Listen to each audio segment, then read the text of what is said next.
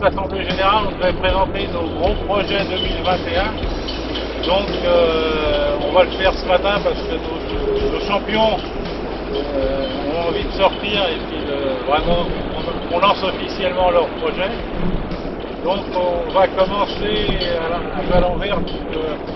Alors il y a un des projets, c'est Thibaut. Donc moi c'est Thibaut Lefrançois, je suis en équipe de France de volley assis.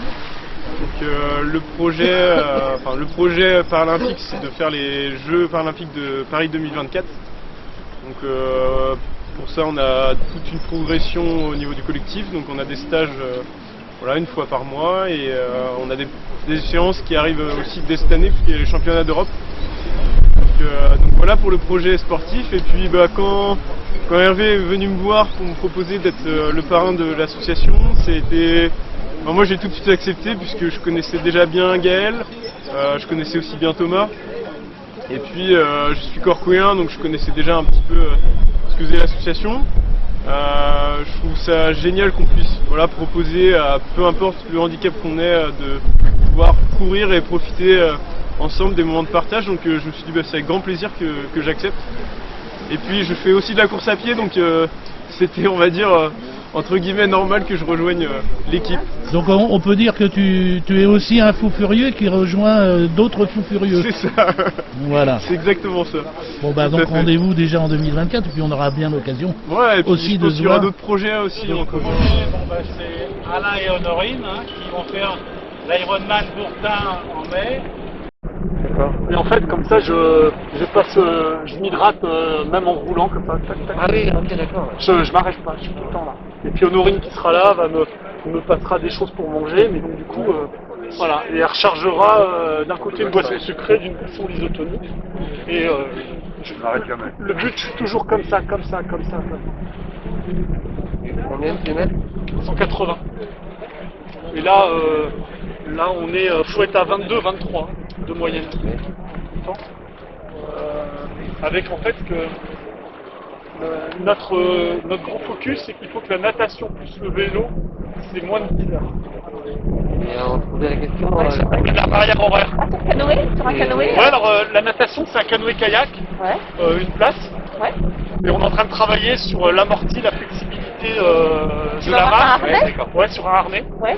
Mais c'est surtout pas que j'ai pas d'à-coups, j'ai pas trop de Ouais, choc. c'est ça.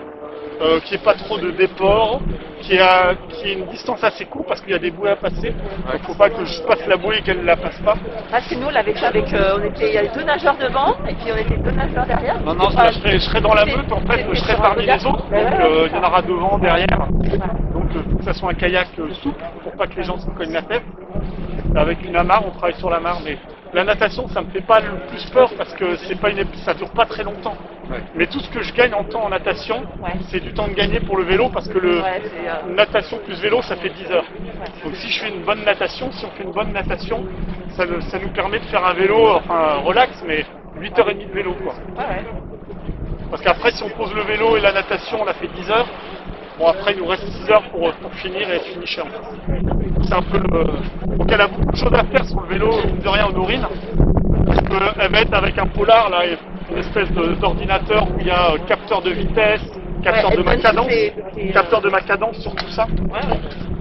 Elle aura le kilométrage, elle préparera les ravitaillements, elle m'alimentera, elle a mon cardio pour voir dans quelle zone je suis par rapport à mes seuils.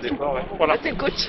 Ah ouais, mais c'est incessant, ça va durer 8h30, donc ça va être, c'est sans cesse, quoi. Elle va me ressentir en étant juste à côté de moi, parce que sa tête est là, hein.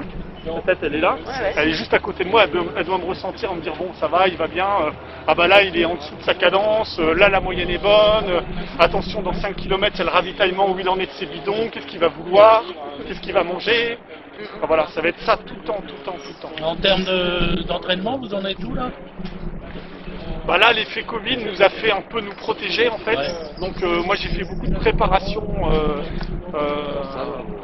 sur un cardio vélo, sur un vélo d'appartement avec beaucoup de seuils de résistances différentes. J'ai fait beaucoup de travail de fréquence, puissance, vitesse, force, etc.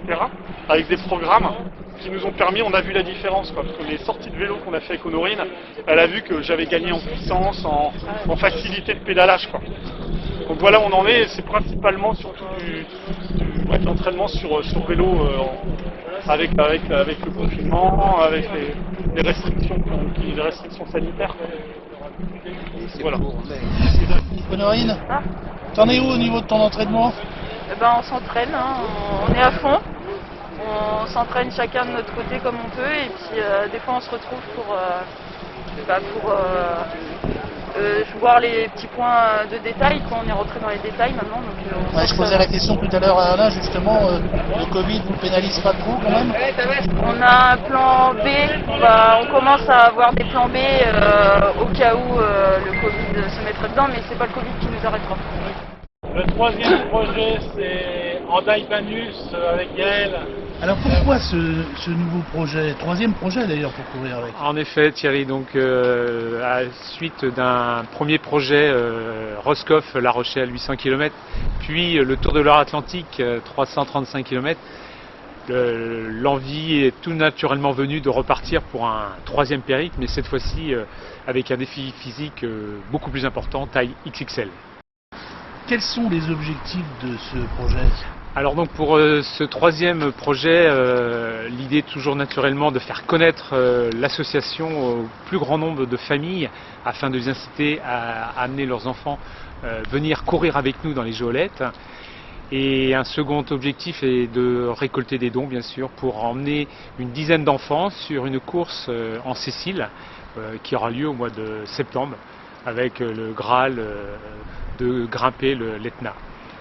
D'accord. On rappelle quand même à tous ceux qui nous suivent que ce projet que tu envisages de faire, donc c'est au mois de juillet, devait se faire l'an dernier et que il s'est remplacé par le GLAT. Tout à fait. Le Tour de Loire-Atlantique, tout simplement par les événements sanitaires que l'on connaît actuellement. Hein. Partir seul en courant, en marchant de refuge en refuge, j'ai donc choisi le GR10 d'Hendaye à Banyuls. Pour moi, traverser la chaîne des Pyrénées m'attire beaucoup. Après avoir fait le GR20 il y a 2 ans, l'envie de traverser cette belle chaîne montagneuse française est venue immédiatement.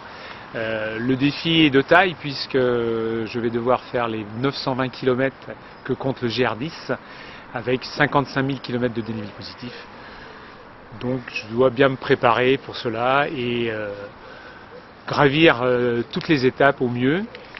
Pour cela, je vais être aidé de Jean-Claude, Josiane, Daniel et Karine qui vont papillonner pour me retrouver le soir au niveau des refuges, donc m'assister. Donc je vais être bien soutenu moralement par mes amis Orange. D'accord. Bon, tu as déjà été pas mal soutenu lors du premier projet, hein, le Roscoff-La Rochelle. Tu étais même accompagné techniquement par une petite carriole. Tout à fait, oui. Parle-nous cette fois-ci, la carriole Donc reste voilà, à la maison, je l'avais surnommé Willy, donc Willy va rester à la maison puisque je vais partir avec un sac à dos, tout simplement de l'eau, un short, un t-shirt et puis de quoi